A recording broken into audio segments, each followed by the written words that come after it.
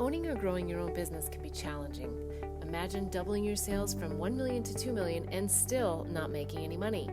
The founder of UGG Boots, Brian Smith, shares some insights on how to avoid profitless prosperity.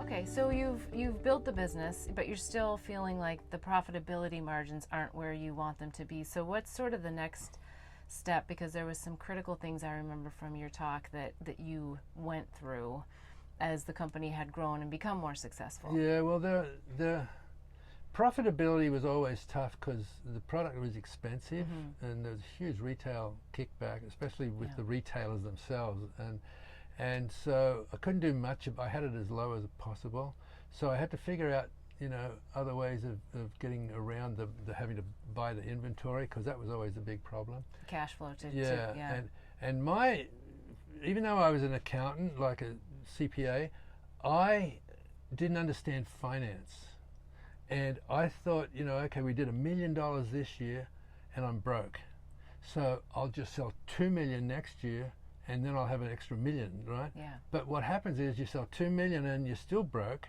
because you've got all this money tied up in inventory and receivables, and it's still no money. So it was just like I chased that for year after year after year, and I eventually got an investor came in and said, Brian, that's profitless prosperity. You know, we need to get the margins way up, and I didn't think it was possible. But the next year we put the price up, like got much better margins. Nobody cared. Interesting. Yeah, they just, they saw the value. But at that point, the brand was established. It was pretty established now. Yeah. So people, it was almost passionate. If the kids at school are going, Mom, everyone at school's got a pair of UGG boots. I want a pair for Christmas. And that attitude was the breakthrough for us. It was in the mid '80s, where the moms are getting inundated with this demand or demands, right, from their kids, and they don't know that UGG's sold in surf shops and snowboard shops. So they start walking the malls to Tom McCann, Kinney, Nordstrom. I'm sure Nordstrom became one of your biggest retailers. And they're going, do you have UGGs? What? Never heard of them, Yeah. And so that Christmas, everybody, I remember there was a reporter in the malls going, hey, what's hot for Christmas? UGG boots. I can't find UGG boots anywhere, And that was when all the big department and mall stores came on board. And that was a very pivotal moment for the business. Wow. So, and that was right as we put the margins up. So we finally, that was the first year we became profitable after 7 years. But you do need some financial direction, right? If I had a financier come in and said, look, Brian, it's really seasonal, you need a huge amount of capital here, you don't need it here, this is what the cash flow is going to look like, and then we could plan for it and raise the investment ahead of time, life would have been great. But I was always chasing the doubling, right? Double the sales next year, double the sales next year. And so I was digging the more successful I got, the bigger the problems became.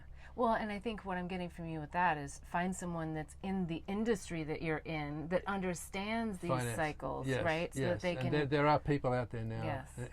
And now with the internet, and business plans, you could go out and buy a business plan and a forecasting model. You can do it yourself.